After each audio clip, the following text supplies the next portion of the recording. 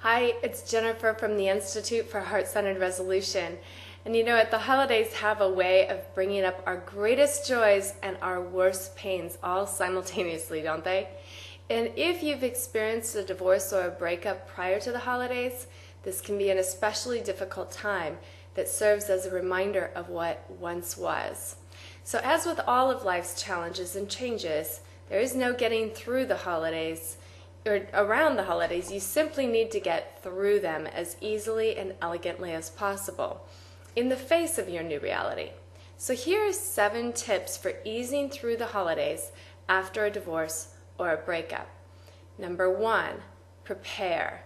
Anticipate what could be particularly upsetting to you and either create a mental game for how you will handle the situation or avoid it if possible.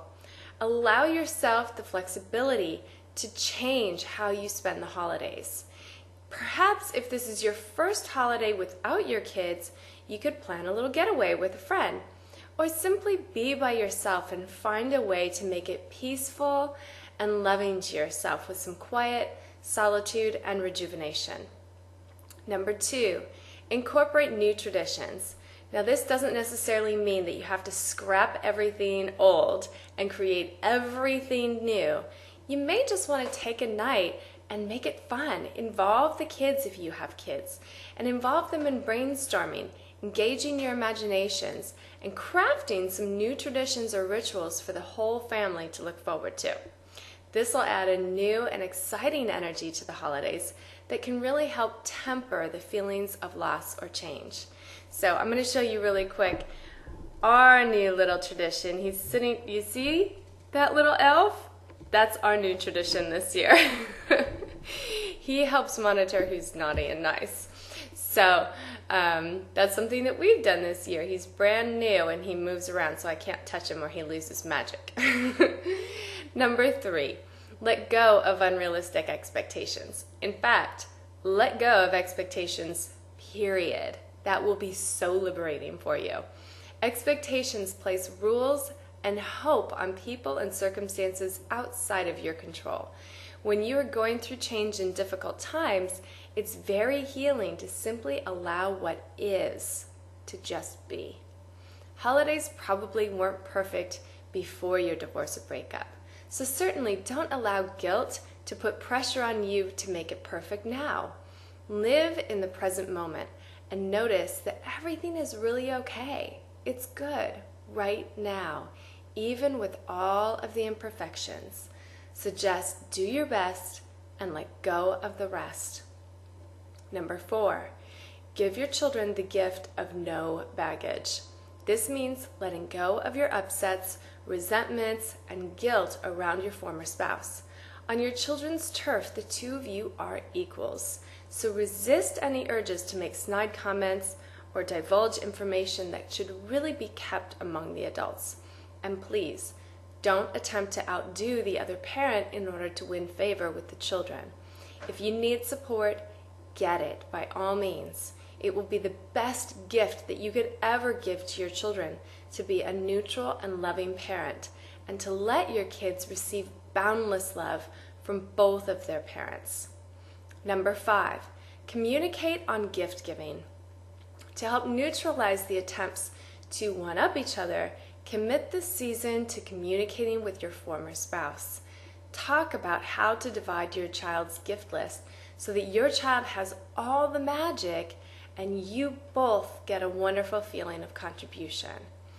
Duplicating and one-upping the other parent's gifts causes both confusion and pain to the child, who then has to choose whose gifts to keep. Children already have to divide their time between parents, and that's painful enough.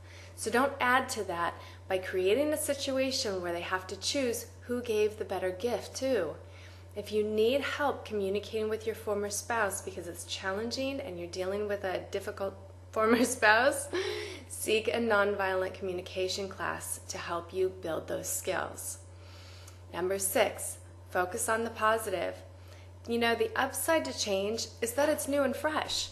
You have an opportunity before you to use your imagination to create something totally unique and different and even better than it was. I mean, it really can be. You have a clean slate, so make the most of it. Have fun and celebrate the possibilities that lay ahead of you. Your children also have the good fortune of double the celebrations. Remember that how you feel is an outcome of where your thoughts are focused. And when you focus on what is alive, abundant, and wonderful in your life, you feel alive, abundant, and wonderful. And we all want more of that. Number 7, prioritize self-care. I probably should have made this number 1. So, number 1/7 is prioritize self-care. You know, when you take care of yourself, your whole world just works better. The key is to not wait for the time, but to make the time.